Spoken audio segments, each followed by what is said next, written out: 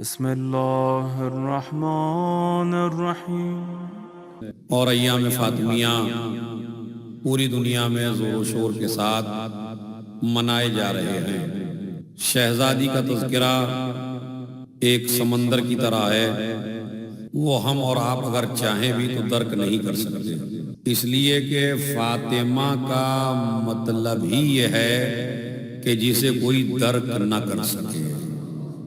ان کی ایک حدیث میں نے آپ حضرات کی خدمت میں پیش کی ہے، اس لیے کہ خطبہ کے اپنے اپنے الگ انداز ہوتے ہیں اور الگ الگ فکر ہوتی ہے اور الگ الگ بیان ہوتا ہے، لیکن جس چیز کی طرف سب سے زیادہ کم دھیان دیا جاتا ہے، کم توجہ دی جاتی ہے، وہ ہیں شہزادی کی احادیث کہ خود شہزادی نے کیا فرمایا۔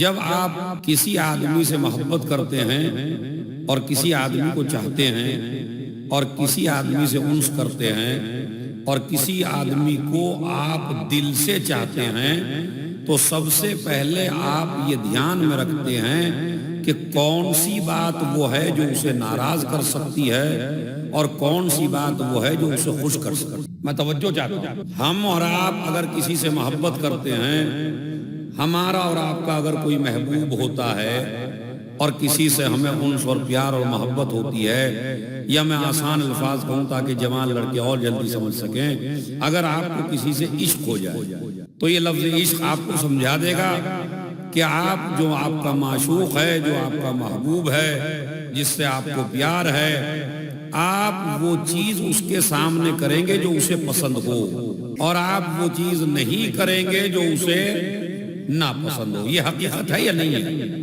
اس میں آپ میرے سے الگ ہیں تھوڑا سا یا میرے ساتھی ہیں؟ تو اگر میرے ساتھی ہیں تو صلوات پڑھ کے تھوڑا تھوڑا آگے کو آ جائیے تاکہ جو آئے گا وہ پیچھے بیٹھتا رہے گا۔ ایک صلوات اور پڑھیں محمد علیہ محمد، لیکن جتنا مل کے بیٹھیں گے اتنی سردی کم لگے گی، یہ ذہن میں رکھیے۔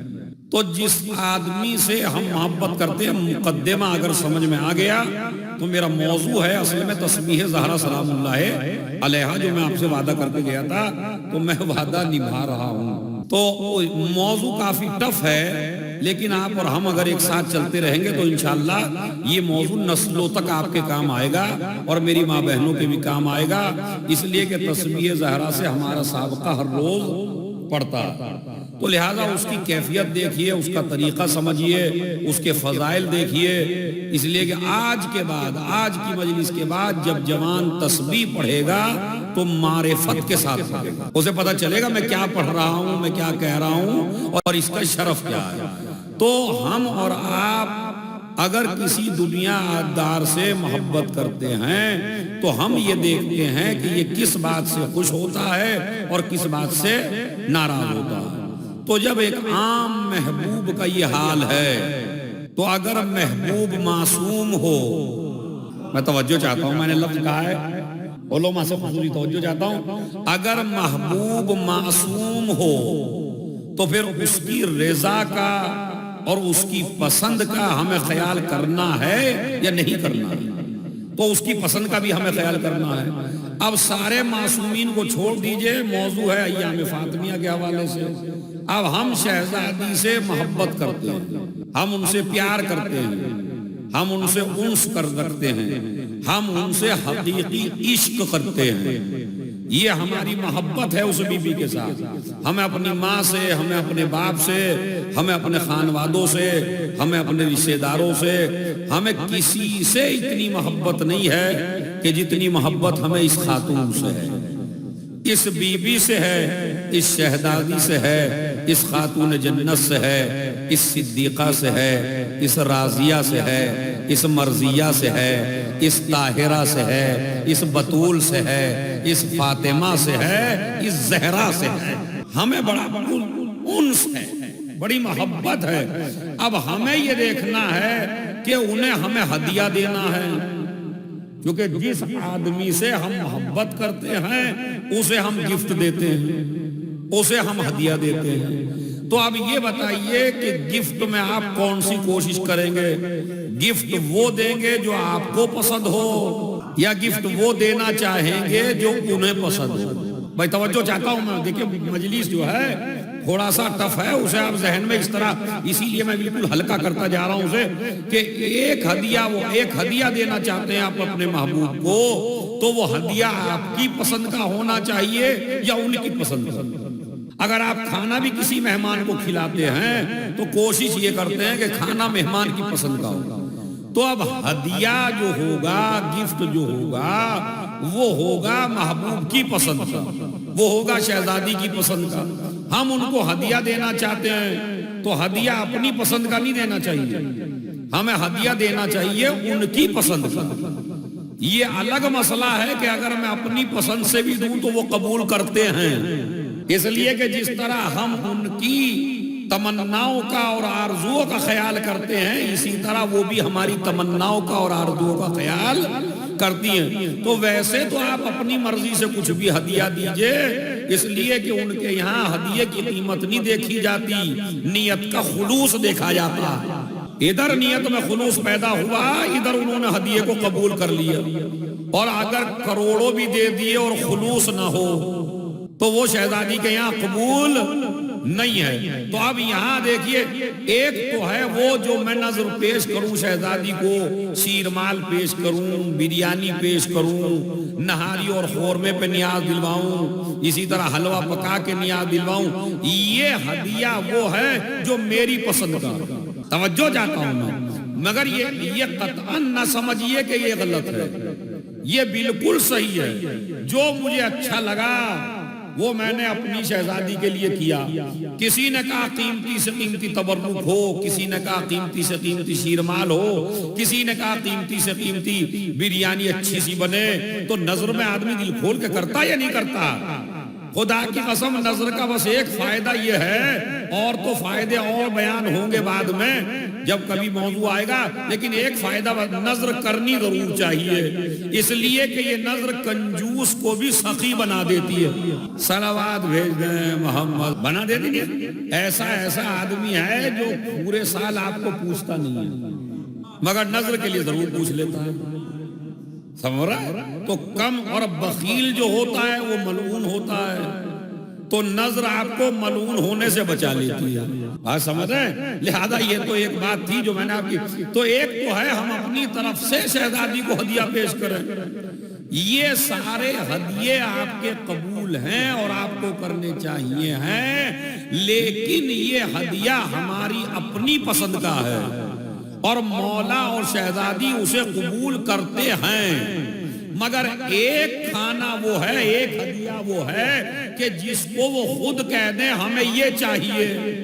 مطلب مہمان آپ کے گھر پہ آئے اور وہ کہے ہمیں یہ چاہیے، تو اگر آپ سب کچھ بنا لیں اور وہ نہ بنائیں جو مہمان نے کہا، تو وہ بہت زیادہ اہمیت کا حامل نہیں ہوتا۔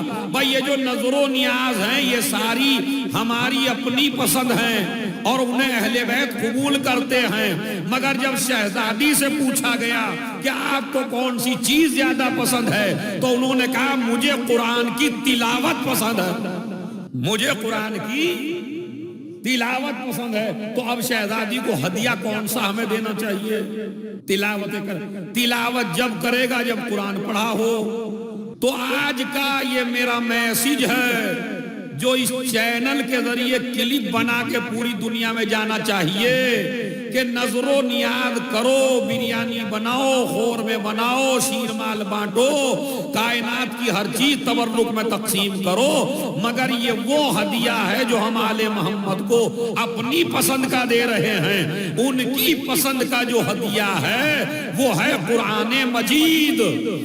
تو اب ہر جوان کو، ہر کمیٹی کو، ہر ادارے کو، ہر شیعہ کو شہزادی کو قرآن کا ہدیہ پیش کرنا چاہیے، اور مجلس میں نیت کر لینی چاہیے کہ جب یہ ہدیہ میری شہزادی کو پسند ہے تو ہم BA کریں گے، MA کریں گے، مگر قرآن ضرور پڑھیں گے۔ خیر اس پہ تو اتنا بھی بول لیے تو بہت ہے بھائی، صلوات بھیجے محمد اور آل محمد۔ یہ تو آپ بہت زیادہ بول لیے چونکہ پڑھے لکھے، ورنہ اس پہ تو یوں ہو جاتا، اور میں چاہتا ہوں آج یوں ہی رہیں، کیونکہ ہر مجلس میں تو یوں ہی رہتے ہیں نا، تو کسی میں یوں بھی ہونا چاہیے۔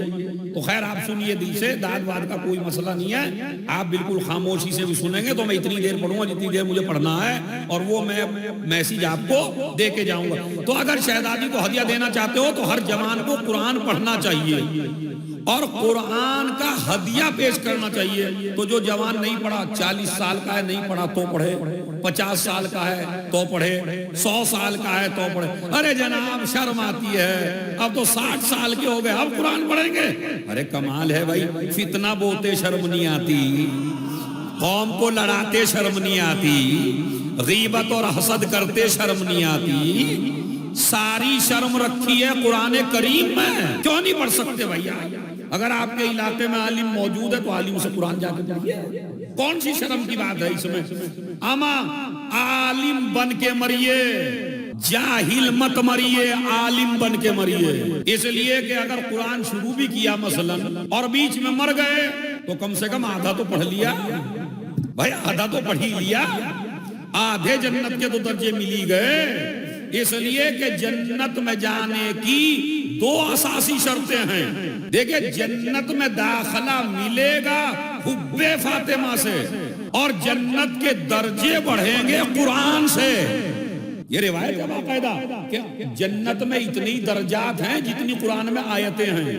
یہ 7ویں امام کی حدیث ہے کہ جتنی قرآن میں آیتیں کتنی ہیں؟ 6600۔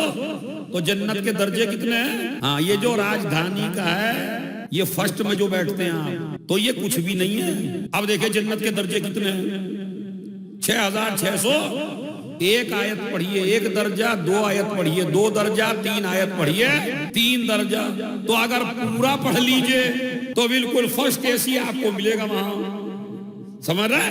اس کا مطلب یہ ہے کہ ہمیں شہزادی کو ہدیہ پیش کرنا ہے۔ حُبِّبَ إِلَيَّ مِن دُنْيَاكُمْ، تمہاری اس پوری دنیا میں سے مجھے صرف 3 چیزیں پسند ہیں۔ ایک تو اللہ کی کتاب کی تلاوت، یعنی قرآن کی تلاوت، تو جو شہزادی کو پسند ہے ہمیں اس سال عہد کرنا ہے کہ ہم وہی شہزادی کو پیش کریں گے۔ یہ میرا میسیج ہے اور مجلس کامیاب ہے اگر ایک بھی آدمی اس میں شروع ہو گیا۔ دوسری چیز، وَالنَّظْرُ إِلَىٰ وَجْهِ رَسُولِ اللَّهِ، مجھے رسول کا چہرہ دیکھنا بڑا پسند ہے۔ رسول کا چہرہ دیکھنا، چونکہ رسول میرا باپ ہے، رسول میرا باپ ہے اور مجھے اپنے باپ کا چہرہ دیکھنا پسند ہے۔ اسی لیے رسول نے فرمایا جو جوان لڑکا اپنے ماں باپ کو محبت کی نظر سے دیکھے گویا کہ اس نے 1 حج کر لیا۔ اب فضیلت سناؤں آپ کو، یہ واقعہ سنا چکا ہوں، ریپیٹ نہیں کر رہا ہوں، خالی جو نہیں تھے ان کے ذہن عالیہ کے لیے کہ ماں باپ کو محبت کی نظر سے دیکھیے تو اللہ 1 حج کا ثواب دیتا ہے۔ تو اب ہر جوان کا فریضہ ہے کہ وہ اپنے باپ کو جا کے محبت کی نظر سے دیکھے، اپنی ماں کو جا کے محبت کی نظر سے دیکھے۔ لیکن چونکہ بات فضیلت فاطمہ کی ہے، دنیا میں مولوی ہو، مفتی ہو، شاعر ہو، عالم ہو، کوئی جج ہو، کوئی وکیل ہو، کوئی صحابی ہو، کوئی زوجہ ہو، جب بھی اپنے باپ کو دیکھتی ہے تو وہ ثواب لیتی ہے خالی باپ کا چہرہ دیکھنے کا۔ یہ فاطمہ ہے کہ نظر 1 ڈالتی ہے، باپ کا ثواب بھی مل جاتا ہے، رسالت کا ثواب بھی مل جاتا ہے۔ صلوات بھیجے محمد اور آل محمد۔ ہمارے باپ کو دیکھا تو ثواب لے لیا، رسول کو دیکھا تو ثواب لے لیا۔ خدا کی قسم بڑی ایک بات ایک محقق نے کہی، اگر اسے آپ دیکھ لینا تو ابھی تک جتنے ایام فاطمیہ سنے ہیں اور آگے سنیں گے، اگر اس سے قیمتی بات ہو تو مجھے بتا دیجئے گا فون کر کے۔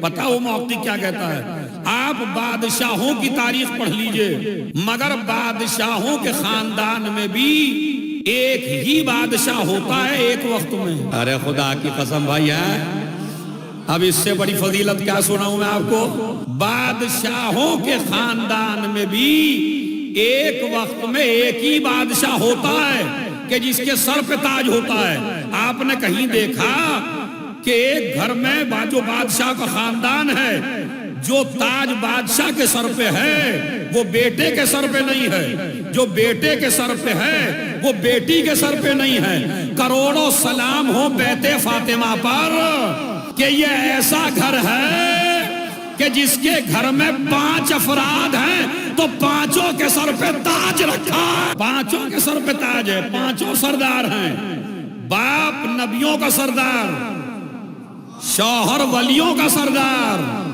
خود جنت کی عورتوں کی سردار، بیٹے جنت کے جوانوں کے سردار۔ ایسا گھر میں ایک چیلنج کر کے جا رہا ہوں، یہ چیلنج ہے اور پورے ورلڈ کو چیلنج ہے، پوری دنیا میں آدم سے لے کے رسول اللہ تک کوئی گھر مجھے ایسا دکھا دیجئے، رسول اللہ کو بھی میں نے شامل کیا ہے، آدم سے لے کے رسول اللہ تک اور ہمارے دوسرے امام سے لے کے 12ویں امام تک، اب یہ بھی شامل ہے، یعنی سارے امامتوں کے گھر دیکھ لیجئے، سارے نبیوں کے گھر دیکھ لیجئے، زمین پہ دیکھ لیجئے، آسمان پہ دیکھ لیجئے، پورے ورلڈ میں زہرا کے گھر سے افضل اگر دنیا میں مجھے کوئی گھر دکھا دو تو میں اپنا مذہب بدل دوں اور ملیر کوٹلا کے سارے مومنین کا مذہب بدل دوں۔ اتنا بڑا چیلنج ہے، کوئی گھر ایسا دکھاؤ کہ جس گھر میں جتنا بڑا شوہر معصوم ہو، کہ جتنا بڑا شوہر معصوم ہو اتنی ہی بڑی اس کی بیوی معصومہ ہو۔ دکھائیے، لائیے میں آپ کو سروے کرا دیتا ہوں۔ آدم معصوم ہیں، زوجہ معصومہ نہیں ہے، نوح معصوم ہیں، زوجہ معصومہ نہیں ہے، ابراہیم معصوم ہیں، ان کی دونوں زوجہ معصومہ نہیں ہیں، اسحاق معصوم ہیں، زوجہ معصومہ نہیں ہے، یعقوب معصوم ہیں، ان کی زوجہ معصومہ نہیں ہے، یوسف معصوم ہیں، ان کی زوجہ معصومہ نہیں ہے، موسیٰ معصوم ہیں، ان کی زوجہ معصوم نہیں ہے۔ اما سارے نبیوں کو چھوڑ دیجئے، کائنات کا سب سے بڑا رسول معصوم ہے یا حقیقت ہے یا اس میں لفاظی یا خطابت ہے؟ نہ یہ خطابت ہے نہ یہ لفاظی ہے، یہ بالکل حقیقت ہے، پتھر کی لکیر ہے۔ آپ ذرا اسے مٹا کے دیکھیے یا کاٹ کے دیکھیے کہ رسول سب سے بڑا معصوم ہے، مگر کوئی زوجہ معصومہ نہیں آئی ہے۔ امام حسن معصوم ہیں، زوجہ معصومہ نہیں ہے، حسین معصوم ہیں، زوجہ معصومہ نہیں ہے، زین العابدین معصوم ہیں، زوجہ معصومہ نہیں ہے، 11واں معصوم ہے مگر زوجہ معصومہ نہیں ہے۔ زمین کے اوپر آسمان کے نیچے اکیلا فاطمہ کا گھر ہے۔ اب اس کا مقابلہ بتائیے کون سا گھر کرے گا؟ اجا رسول اللہ نے یہ بات خود ہی کہہ دی، یا علی اوتیت ثلاثاً وَلَمْ أُوتِ أَنَا، اے علی تجھے 3 چیزیں ایسی ملی جو پوری دنیا میں نہ کسی نبی کو، نہ کسی رسول کو، نہ کسی امام کو ملی، حد یہ ہے کہ مجھے بھی نہ ملی۔ اب ہم بڑھا رہے ہیں علی کو یا رسول؟ بتائیے، علی کو ہم نے بڑھایا یا رسول نے بڑھایا؟ آجا میں آپ کو دلیل بھی دے دیتا ہوں، یہ جو میں روایت پڑھ رہا ہوں یہ شیعہ کتاب سے نہیں پڑھ رہا ہوں، یہ اہل سنت کی کتاب سے پڑھ رہا ہوں، کہ نبی کہتے ہیں، پہلے وہ بھی سنا دوں، 3 چیزیں ایسی ہیں جو مجھے ملی، کسی نبی کو، کسی رسول کو، کسی کو نہ ملی، مگر ان 3 چیزوں میں تو میرا شریک ہے، اور تجھے 3 ایسی ملی جو مجھے بھی نہ ملی۔ اب بتائیے ہم بڑھا رہے ہیں رسول بڑھا رہے ہیں؟ یا رسول اللہ پہلے اپنی بتا دیجئے، جو آپ کو ملی کسی کو نہیں ملی، آپ کو ملی اکیلے کو، لیکن علی تو میرا شریک ہے اس میں۔ اب وہ صحابہ نے پوچھا رسول اللہ کون سی ہے جس میں علی شریک ہے؟ کہا جنت مجھے ملی، کوثر مجھے ملا، لواء الحمد مجھے ملا۔